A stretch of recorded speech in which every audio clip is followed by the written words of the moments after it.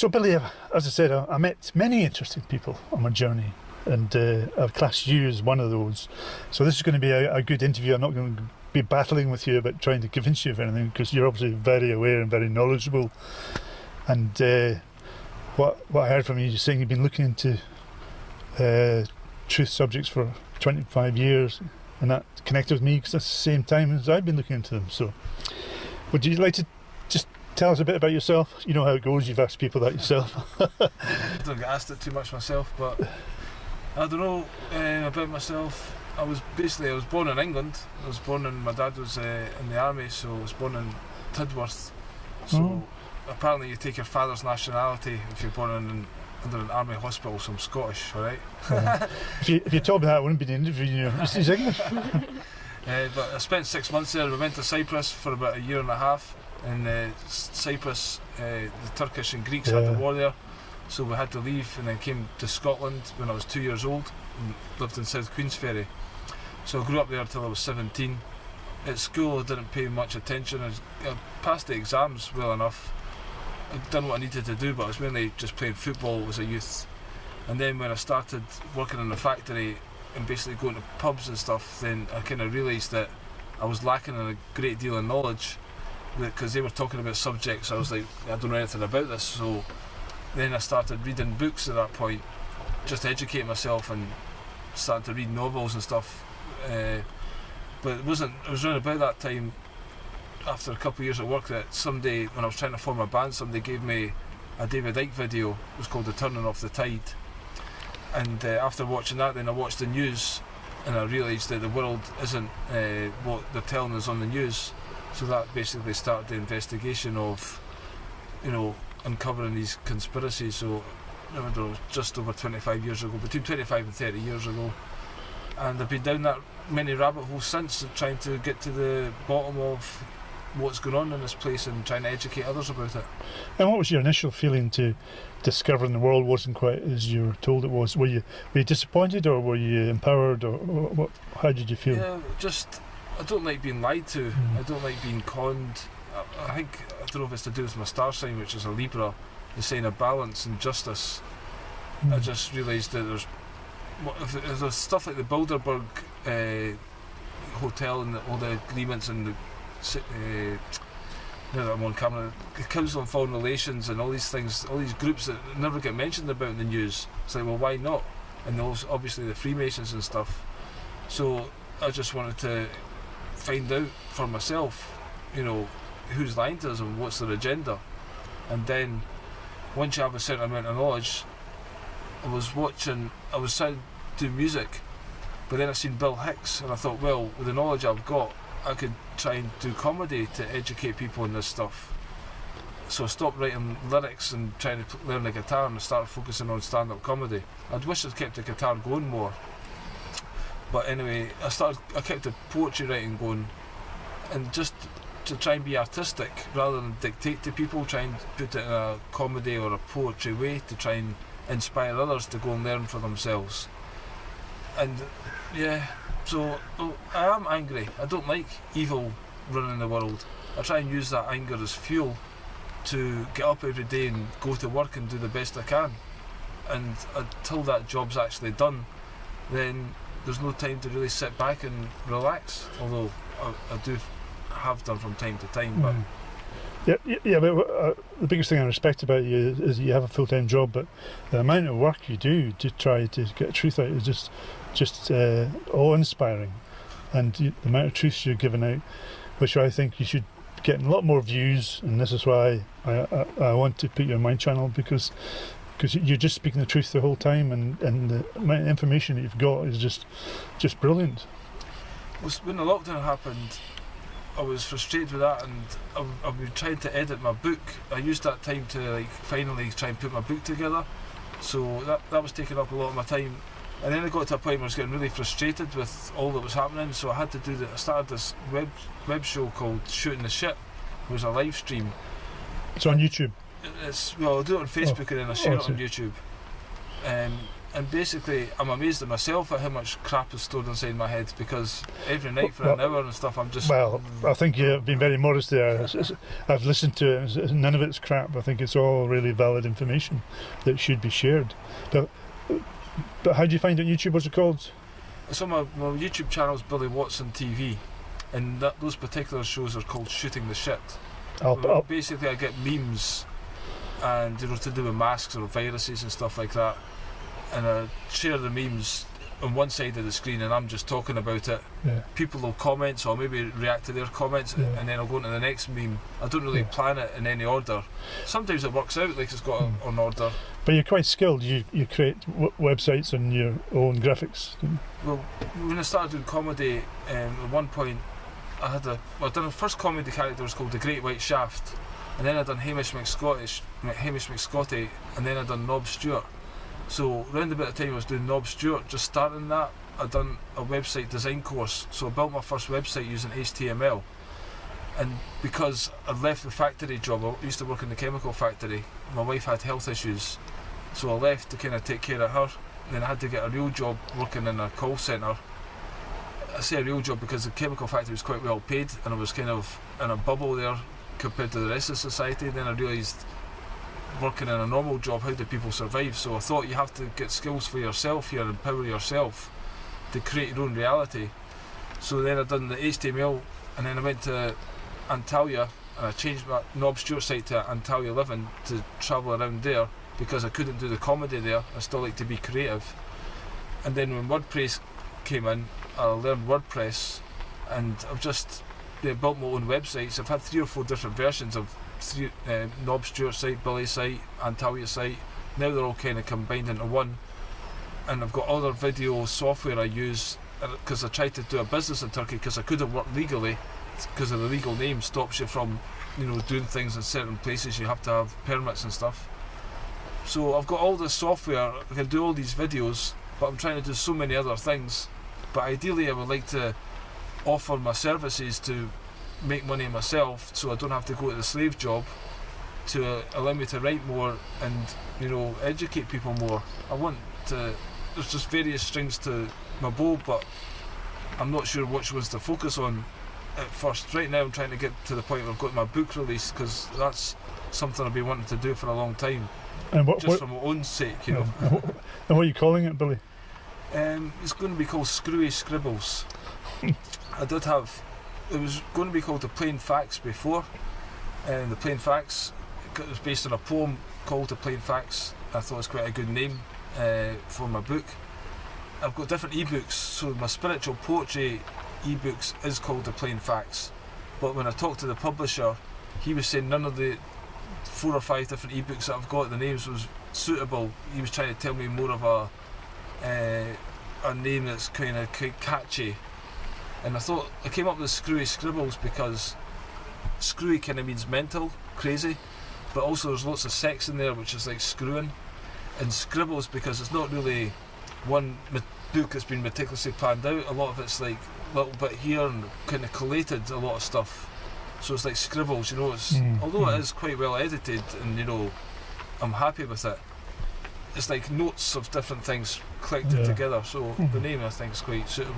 Oh, so it's almost like a lifetime of your work, really, basically, and your thoughts put into it. It takes lots of the poems, or the first poems I wrote, right up to the present day, where I've done that poem called The Time Has Come in the Edinburgh speech, which goes over the whole virus narrative, and lots of stuff in between about war and terrorism. I wrote a skit called Conspiracy Theories, about how to try, back in the day I was trying to wake up my friends to it, and how they're just like, oh, you're not one of these conspiracy theorists. And then I've done another skit about how we could start a revolution by throwing our TVs out, and that was one thing. When I'd done The Great White Shaft, that was what he was talking about. So really I started comedy with this, trying to start a revolution. Then I found out what you fight you become, and I was turning into a fascist dictator myself. That was a quote from the skit, because I was wanting people to wake the fuck up, it gets quite frustrating. So I had to try and take my ego out of it a bit and try and present it. If they take it on board, they take it on board, but not to be obsessed with the outcome, because you can't affect people, you know. So I just present information, put my stuff out there, gets ignored. I've been ignored for 20 odd years. I've had so many difficulties to overcome within the comedy world as well, of people wanting to shut me out and blacklist me and deal with all that. But I just keep doing what I do, and I'm here now. It's great how the people police themselves, don't they? And any dissenting voices are policed and suppressed. There's a bit of that, but there's also, I don't know, I was always different, and I don't know if you don't say, do you? Yeah, but I kind of got jealousy. I think a lot of people don't understand where I'm coming from, and you know, I wasn't wanting to join cliques just for the sake of it. So I couldn't understand these cliques and how they're all working together. It's just like, but well, when you agree, when you get part of a clique or a group, you conform to fit in. Yeah. So you conform your ideas and your principles to be part of the group. That's why I've never really joined cliques. I've been in groups that always ends bad. I kind of get backstabbed, or people will take the piss out of me, because I'm very giving and generous. I don't ask for much, but there comes a line where people just take, and it gets to a point where, I don't know, they want to shove me to the side, take over, backstab me. So many times it's happened, and it's disgusting actually. But parasitic behaviour. It's almost like they've got you've got a green light on saying, look, I'm giving, and a parasitic behaviour will home in on that. It's funny and try to take advantage. I'm interviewing a guy called Stephen D. Kelly, who's the main guy behind the Occupy the Getty movement, and for the past 2 or 3 months, I interviewed him back in 2012 when his first book came out. His only book, but when it first came out, and then I've done it again recently, and he talks about, if you are service to self, service to others, if you're the service to self type, you will attract, well, if you're the service to others type, you will attract those who want to take from you, because that's like they sense that in you. So it gives you an opportunity to give, but I just don't like the piss getting taken out of me. I don't mind giving, but if somebody starts taking it for granted, I hate being taken for granted, you know. But you get people, I don't know, humanity's been infected, I think, with some kind of evilness that's pervaded our brains, and we don't have that morality or integrity that a good, be like Jesus. I think more people had that idea to try and do the right thing because it's the right thing to do, rather than what's in it for me. The world would be much better, you know. Yeah, I used to think if people are intelligent, would do the right thing. But then, of course, intelligent people can get corrupted and use intelligence for bad reasons in the world. Yeah, I mean, there's lots of clever people, but otherwise, you know, I think wisdom comes. And I've also had a lot of difficulties in my life. Through a lot of it's my own fault, but you know, I've faced incredibly difficult circumstances, and that gives you empathy for others suffering as well. And I think a lot of people never faced these kind of things, so they don't have that level of empathy. So they don't really consider others, and then maybe they don't have children as well. That's one thing as well that makes you more aware of this world doesn't revolve around you, you know. So I think fatherhood helped me a little bit as well in that. Yeah, I can really see that stabilising people and giving them that empathetic feeling outwardly rather than just thinking about themselves. Yeah, I think we don't listen enough. I used to teach in schools in Turkey. I would say to them, how many ears do you have? And they're like, what? I say, how many ears do you have? Like, 2. How many mouths do you have? Like, 1. What does that mean? It means we should listen twice as much as we talk. But people don't actually listen. They're just thinking of what they've got to say back to make them look clever. Absolutely, yeah. But rather than take the time to truly listen and listen to somebody's heart, not just the words. And then you can empathise with them, and then you can, encourage them to bring out more of their and share more of their things, because you're unburdening people by letting them talk. So why do you think there's so much narcissistic personalities in the world? Yeah, I don't know. People are trained, I think, to love themselves, and there's a parasitical element to what's going on here. There's demons, there's archons, and people's brains and their lifestyles. We open ourselves up to these demons, and I think the media especially encourages people to buy the clothes and look cool and be hip, and it's all about ego. We're trapped in the left brain. ego mind, and people think they are that voice, and that voice totally dominates them. But if you actually meditate, you can quieten that voice down and realise you have a choice to hold on to thoughts or to let them go, and take a bigger perspective, and tune into your right brain, your intuition, and creativity and stuff like that. So it's that left brain little ego voice that controls people, and that means their behaviour is narcissistic or quite superficial existence. So. Talking about thoughts, I ask everybody, the thoughts that you have, Billy, do you think they're your own thoughts? That's a good question. Who really knows? I think life is a magical unfolding, and we think we're in control of our life, but things happen that make it seem like it's supernatural and things like that. Like, for instance, you mentioned Collington Tunnel, we were at the other day, and there was this dog came up with this jacket on it had Deaf Dog written on it, and that's like the first time I've ever seen that. Deaf Dog, that's a bit crazy. Literally 2 minutes after that, we were at the other end of this tunnel, and there was a painting on the mural that had this dog that had a yellow jacket with Deaf Dog written on it. Very minute. Aye. Hard like, spot. What is the chances of that happening? That's like crazy. So what are we living in? What's going on here? Are we, is this all like on a CD? You've got this thing here. Is the whole thing already written? Yeah. We're just living out the timeline of it, thinking that we're independently in control of it. Part of the programme. Aye. Or is there something else going on that could be magical? How much free will do we have? Are we all here for a purpose? Do we have a choice to listen to our purpose, or is it just going to unfold the way it's unfolding? You think you're free within it? It's hard to say, really. But the thoughts themselves, I'm aware of, when somebody says something, not to be reactive to it. I kind of take a back step and then let things unfold and kind of watch it, and then choose my moment to say what I've got to say, more calculated, or not calculating in that way, but just more, is it the right thing to do? Because in the past, maybe I've sent an email off quickly and poof, been reactive, and it's not been the right thing to do. Yes. Well, I think I challenge people in the street with some of the stuff they come out with. If I ask a question, and an answer comes straight away. Yeah. So I ask, how honest can they be with themselves? Is that a programmed response, or is that an actual knowing? Have we been socially conditioned to believe that and repeat it like a robot? Because how do we really know? Can we validate that? So obviously there are programmed responses, and all thought is conditioned. We live in a society where we're socially conditioned by everything. So how do we know we're not just repeating something we've been told? Like some people who watch the television, stand up and go outside and repeat it, think it's their own thoughts. Well, most people are repeaters in this world, and we have this thing, authority. Even the word authority has the word author in it. So these things are written. Even history books, his story, we quote, back in the day, Wellington done this, or Napoleon done that, or JFK.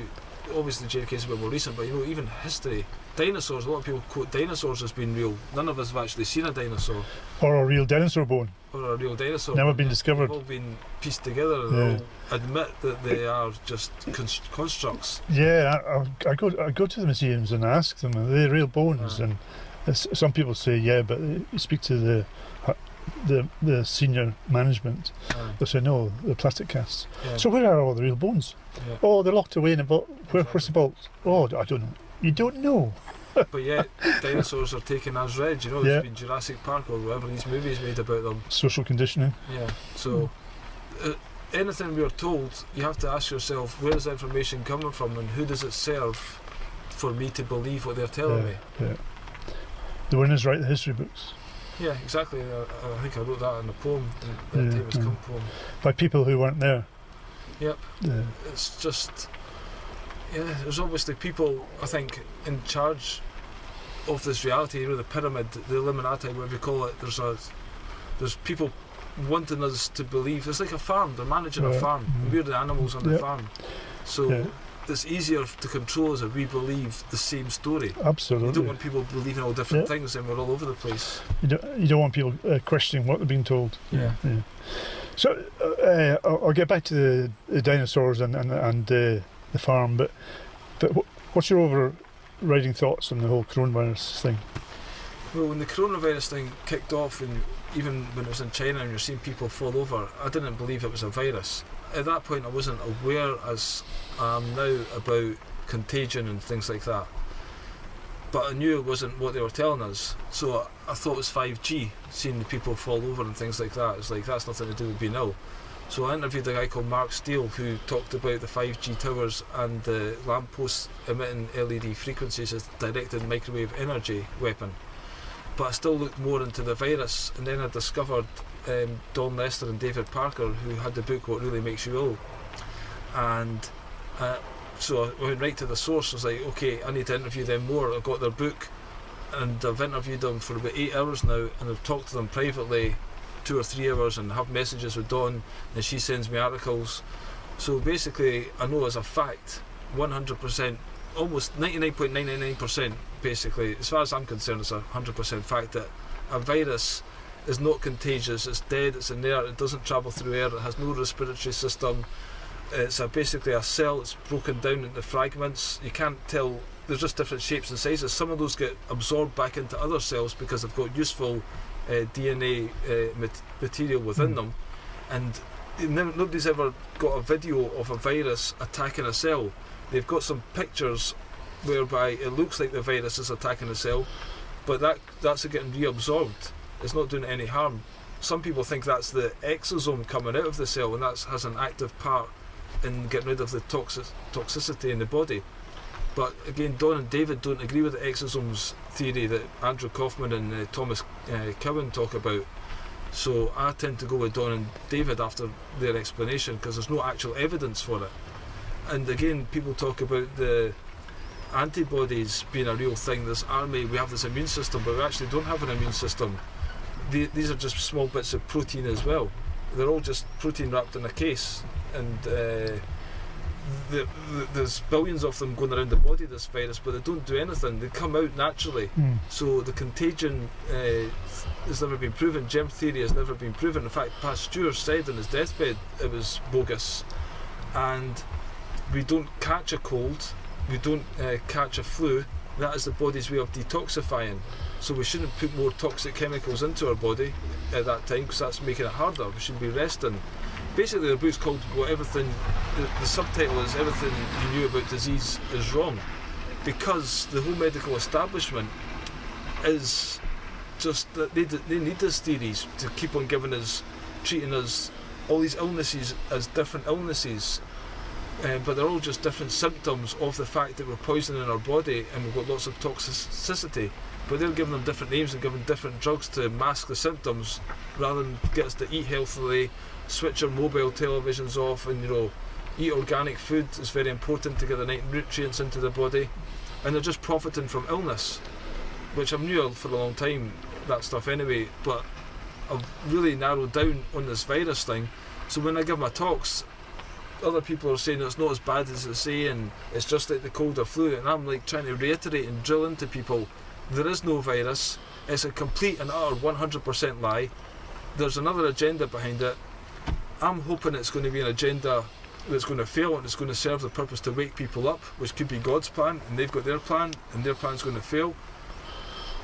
Whether that's going to happen, we'll have to wait and see. But to me, it is a wake-up call for people, and it could be a blessing, because I didn't like the old way the world was going. That's why I was speaking out against it. And I'm hoping people are re-evaluating what we're getting told these days, because it doesn't take much to prove that story's 100% bullshit. What I really liked was if you can share a wee bit about how you're standing up at your work and you're trying to use Article 61 to use against not wearing a mask at your work. Well, the Article 61 is a new thing that I've came across. So basically, with regard to the work, first of all, they tried to get me to do my fingerprint to sign in, and I was like, well, I don't want to give my fingerprint, so I had to stand against them on that and opt out of that one. But they did say you can opt out if you want, but I seem to be one of the few people to do that. So now I have to fill in timesheets every week. But okay, it saves me getting my fingerprint, just on the point of principle, They said they wouldn't do anything with that fingerprint, but who knows. Anyway, then they started the social distancing, and I was like, this is nonsense. Then they said you've got to wear this mask. And I was arguing with the bosses, basically saying, how can you say that's health and safety when it's obviously breathing in your own carbon dioxide is going to cause problems? Bacterial pneumonia, hypoxia, lung disease, I think pleurisy and stuff, different things are getting mentioned. And it just doesn't make logical sense. and also walking through the tunnel to get your third eye zapped by the thermometer meter. I don't want to play that game either. So they were forcing it upon me to the point where I had to actually wear the mask for 1 hour one day, and I just couldn't take it because it disturbs me greatly. Not just the fact that I can't be there, the fact that I know the agenda behind it. So to me it's like evil is winning. It's bad enough I'm packing food for minimum wage 8 hours a day. So I got a letter and said I've got a hidden disability. It's on the government website, and that basically means if I've got extreme anxiety I don't need to wear a mask, so I'm exempt. And I said, but I will wear the visor because it's not blocking my airway. So I was trying to give a little bit, and then they said that's fine, okay. So we're wearing this visor, and that's disturbing as well because the air's not actually going anywhere. You're still breathing in your own air, and it's right in your face. And I had 2 weeks of that, and it's just like evil's in my face, and I can't handle that. So got the letter again. I made some adjustments. I said I don't want to do your thermometer because of the third eye. I didn't mention that in the letter, but I'm going to talk about that. And I'm not wearing a mask, and I'll take legal action. You can't force me to do that. It's in the government legislation. And then the boss has been great. He actually wants me to he says this was probably the way for more people need to do this, to put the factory back the way it was, because these guys don't want to enforce these things. They're just doing their job because we're all part of the structure of society, you know. And I had arguments with him, and I said, I know exactly the whole story, mate. I've got nothing against you, and, you know, so we're getting on quite well. But now I've discovered this Article 61, whereby now we can, through this, join these barons who in 1215 got this Magna Carta, put it in place to stop King John being a despot and going around treating people really badly. The barons have made him sign this document in Magna Carta 1, so it's like the British Constitution. So we can, what happened was, in 2001, in March the 23rd, when Britain joined the Nice Treaty, that got invoked. The barons invoked this Article 61, which basically means we've not had a legal government since then. The whole government's been illegal since then. Even more illegal. I mean, it was acting corruptly before, but officially. But so now, once you do this oath of allegiance, you're going to stand under the barons, and you're going to be a truthful, honest man, and you have to, when you see tyranny, you have to speak out against it. So now I'm going to go to the work, and I'm going to explain to them, I'm standing under Article 61, here's all the paperwork for that. I'm going to put the police on notice, the courts on notice, and I'm going to step outside all of these statutes and acts which are not lawful common law of the land. They are legal, they are maritime law, they're done by parasites to basically bleed us dry and enforce this Agenda 21, which is a hell on earth nightmare, and it's going to take all last remains of sovereignty away from humanity. So to get your sovereignty back, you have to stand under this. And now I'm going to say to the manager and the head of the factory, I'm going to basically, you're going to be responsible. I've told you about this now. This is illegal, and you're going to be directly responsible. Just doing your job is not an excuse. Like the Nuremberg trials is not an excuse. If anyone has an accident now because of that visor, or they're wearing a mask and they have a heart attack, you're personally liable. Are you happy with that? And basically, that's the power that this has got. And theoretically, they should take down all the social distancing and stop the mask wearing throughout the factory. Otherwise, they can be stripped of all their assets and put in jail for going against the Constitution, which is actually the true law of the land. And all these acts and statutes, and the police officer is not a police constable. They're serving maritime law, they're not serving the law of the land. And this, I'm actually happy we got delayed in this interview to this point, because we're going to talk a week ago, I wouldn't have talked about this stuff. But this to me now is the answer that people really need to get on board with as quickly as possible. Everyone get on the Practical Lawful Dissent UK group, all the paperwork's there, sign your oath of allegiance, get witnesses, put it through the post, and become a true sovereign and stand up for right and justice, and let's go towards a better future, having learned the lessons for what happens when we take our eye off the ball and we let these demons run the world. Excellent. I quite agree. I think the more people can look into Article 61, the better, and spreading that far and wide. Absolutely brilliant. You've got quite a good book here, haven't you, about Magna Carta? What's this book about? Yeah, it's about common law, Magna Carta. Yeah. So I think people, I need to research this more. I'm interviewing a woman called Jackie Phoenix, who's the lady behind the Canadian branch of it, and on Friday I'm going to do Andy Barlow, who's the guy doing the British one. But every night I'm talking to Jackie, and it was just the best interview last night. Don and David interviews are fantastic as well, because of the proving this virus stuff, and it's so important in their knowledge, and combining that with the Article 61 from Jackie is just so great that people know this stuff and it's available for us to, you know, get out there. I'll link your interview with Jackie that in the description box, so they can all click into that along with your channels.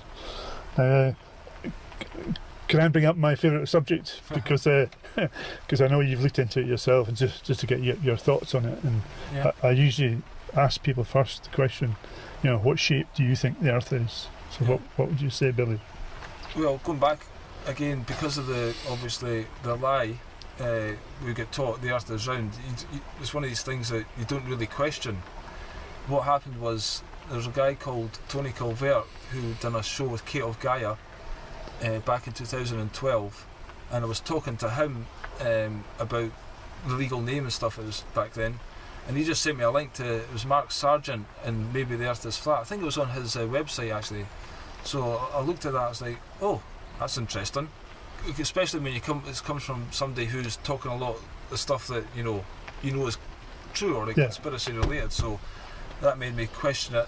And then I looked into Eric Dubai and various other people, and then you see all the experiments about how across the lake is 60 miles, you can still see the full building, so if the Earth was curved, that should be down a bit. And then you ask yourself, are we actually spinning at 1,000 miles per hour? You know, or if nobody told you it was a globe, what would you think? So I was fairly much convinced, and I would say I would be a flat Earth believer. Now, the only thing that's maybe questioning it a little bit, I interviewed a guy called Stephen D. Kelly, who's the main guy behind Occupy the Getty. I think I just mentioned that, yeah. So he used to be a laser expert. He was the main #1 guy in the world with optics and lasers for putting on weapons. He was a freelancer from the CIA. So he kind of does understand scientific things like that more than I do. I'm a kind of layman, you know, trying my best. But he explained why the Earth is a globe and how we're kind of living in it's like an information field, how gravity is not what they say it is, but it does have that effect, because I thought gravity was to do with density, like a helium balloon. If you blow that up, it'll rise because the density is lighter than the air. But he's explaining some other reasons, and it got quite complicated for my poor wee brain. So I was actually going to send it to you to see what you thought about that, because I think you've looked into it a bit more. So that made me think, oh, well, maybe the Earth is round. Maybe I got that wrong, because I don't hold a belief 100%. But still, right now, I'm thinking it's flat. Do you remember we had a conversation earlier where I said that you go into the classroom and there's a globe there, and you might have a couple of questions, and they're immediately crushed. I say gravity more or less shut up, stop that critical thinking. Yeah. But I would suggest that's again, here comes somebody, an authority on the subject matter. Possibly, it's doing exactly the same thing again, yeah. Suppressing your own critical thinking. Now, I don't know this guy, I'll look into him, but in my experience of any scientist or astrophysicist, they will only present theoretical ideas to you. Yeah. They cannot demonstrate that water can go round a ball. Well, I totally agree with you. I mean, this is what I actually, before it was like 100%, it's made a wee chink in it. But still, I would say the Earth is flat. Yeah. It's healthy to have that chink, because none of us want to be brainwashed or fall in a lie. Yeah. So we always have to have that. I always say that until I actually go up in the Earth high enough, until I actually see it. Yeah. I certainly think NASA aren't going out into space. A lot of their filming is done underwater. They've got the hairspray on the things. They've got the planes going down in anti-gravity. Whatever. But you know, things that people deny. We're sitting here at the water. Yeah. A flat level horizon on a rainy day. Yeah. Flat level. Water's flat. It cannot conform round exterior shapes. But yet, they've got the thing as well. They always do the thing. The boat's going over the horizon, but then when you get a powerful telescope, the boat comes back in again. Well, you just see the whole of the boat as it actually is. But it's just it's about perspective, isn't it? It just goes out your line of perspective and gets smaller. I can see somebody at the edge of a big park, and I can't see their ankles. It doesn't mean to say they're going over the curve. It's just out of perspective. And I've taken people to the beach and done exactly that. look, that boat's going over the curvature. Yeah. Okay, and even if it was, then we should see evidence of curvature to our left, to our right, and behind us if we're on a ball, Yeah. because the physics of a ball slopes Yeah. even in every direction. Yeah, I agree with what you say. I'm totally, as I said, that tiny chink, because I never went into depth of what he was telling me, I kind of didn't grasp it, but he was quite adamant. And I do respect him, but at the same time, I'm pretty much of the fact, the thing that the reality is, we're living in a flat earth. I tend to think of it more of a plane, because even the information that we take into our brain, and it gets switched upside down, and cameras do that as well, basically is crazy, you know. So what actually are we living in? It's hard to say, because we only get subjected to visible light, and there's so much more other information. I agree. We can't personally see the true dimensions of it, but what we do observe from 35,000 feet or here, the horizon's flat level. That's true. There is some of those balloons that go up, and some of the footage from them is incredible. Amateur balloons, absolutely. So I think it's good that people do keep an open mind and question what they've been told, because the scientists who present the argument about the heliocentric model of the globe, they never scientifically demonstrate it, because when you agree that science has to be demonstrable, repeatable, and measurable. Well, this is the thing about the virus. People talk about the virus being real. It's never been purified. Well, first of all, it's never been isolated. Some people think isolating is just taking a picture of it, but no. Isolating is in a centrifuge, and you've got the different layers. So that's isolating it. Never been purified. They never took that layer out, purified it, got nothing but the virus in the test tube. Never been categorised, because I never got it to that other stage. And they never introduced it into another healthy person and proved that same illness has occurred by that disease, that thing that they're claiming. Koch postulates. Never been proven, not one single peer-reviewed paper on it in the history of the whole medical profession. In fact, even you look in, anyway, so basically they've never proven it, so it doesn't exist. Or contagious, never proven. Never proven contagion. Have people sneezing in Spanish 18 flu, so many experiments. It wasn't a flu as we're told, you know.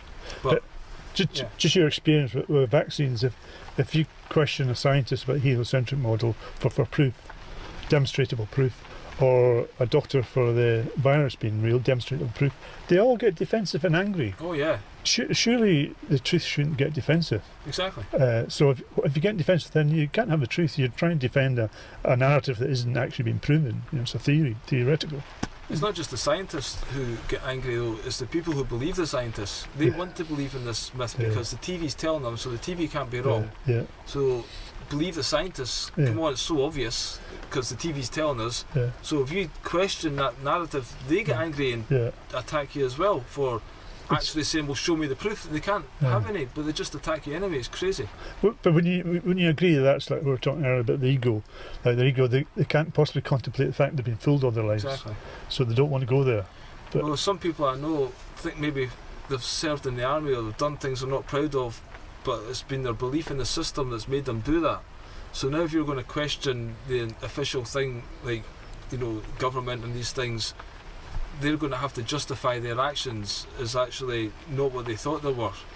And it's like, people don't want to look at that. No. So, like, for instance, they're killing people in the army, serving Queen and country, thinking they're doing good, but they're just taking the money to be a murderer. I don't see the point. If you put a costume on, how does that make killing alright? You're still a murderer.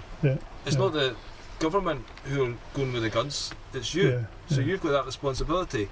But you're justifying it based on the fact you're getting money and you're doing a job. But if you find out those people are evil and they've got an agenda, that's going to make you question and look at all the horrific things you've done. And you probably get more in common with the people you're killing. Yeah, probably exactly, just people like you, not the. No, I'm thinking of one person in particular with regard to this, and they told me like they were on a train once with like Russian soldiers and stuff, and thought they were so different, but actually they got on great with them. Yeah, I don't know if you heard Mike Preisner, an ex-vet speech, but he's basically saying all that. You know, we're programmed. The working classes are programmed to go and kill other working classes, which they're more in common with than these industrial bankers who are organising all. It's because they get sold the lies, the history, the narrative. Everything's a narrative. You can control the story, you can control perception, which controls the actions. And do it through patriotism and the flag. And, There's all that stuff. Well, Billy, it's been fascinating meeting and talking with you. I think you're brilliant. You do a lot. You do so much work that your channel should be getting more views. And you're such a critical thinker and open-minded. And I'm glad to have come across you. Thanks very much for your time, man. You're welcome. Thanks for inviting me onto your show. Cheers.